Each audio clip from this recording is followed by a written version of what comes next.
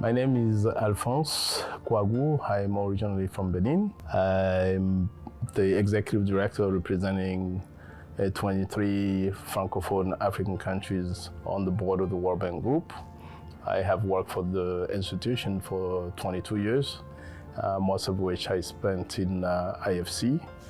As you may know, IFC strives to help develop the private sector in middle and low-income countries. Part of the formula for the investment is impact.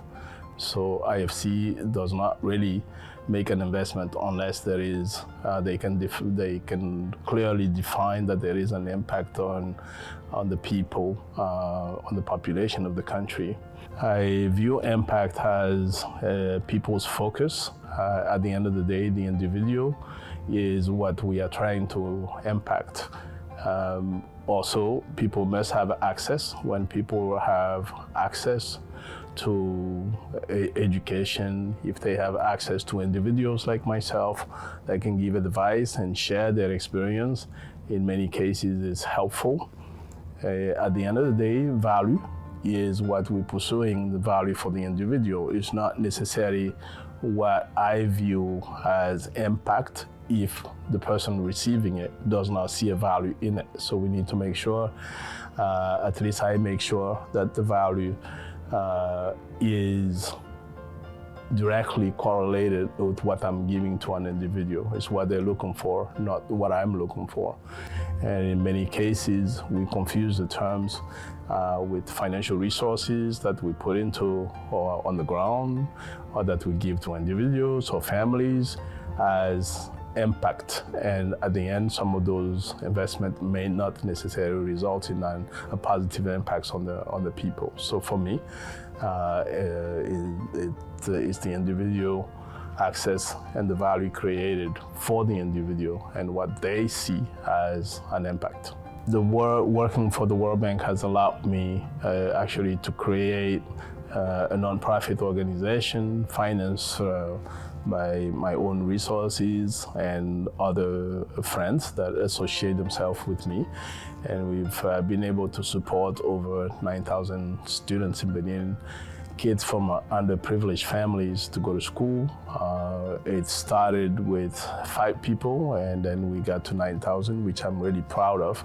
So I would say my proudest achievement thus far in my life, beyond my kids, is financing education with those kids and to see them grow and graduate from college, and many of them are already working, so they are also able to support and help their families and the communities around them. I do it because I'm one of those kids. A long time ago, I was in the same situation as many of the kids. I grew up in the countryside, had to struggle to even go to secondary school. And once I was able to get out of that situation, find myself in the US somehow, I knew I had to go back and help and make it easier for young people following me. And one cannot be successful alone. You need to have people behind you. And I was trying to create that backing of younger people, that if they have access to education like myself, they may be able to do better things for the country, for their families, and so on. My latest thing is entrepreneurship. I have always been, having worked in the private sector in IFC, and even before that, I wanted to be an entrepreneur. So when I came to the board, I started looking at what would make the most impact on the ground and areas in which the bank is not necessarily focused on, to try to steer them, or at least raise the awareness so people could invest more on young entrepreneurs in Africa, which we are starting to do. And I'm very excited that we're doing that through starting with programs like digital skills, some professional education programs that we didn't finance before, and I'm seeing the more and more the movement from the bank to go at the grassroots level to invest in the individuals in addition to financing government with the larger projects. On the climate, I think it's everybody's problem. It's not the US, it's not China, we all are in it. And whether you are part of generating or polluting the environment, or you're on the receiving end, we all have to find solutions to solve the climate change issues and so on. For African countries in particular, we need to focus on adaptation. We've already been heavily impacted by the climate. We're struggling with drought, less rain falls.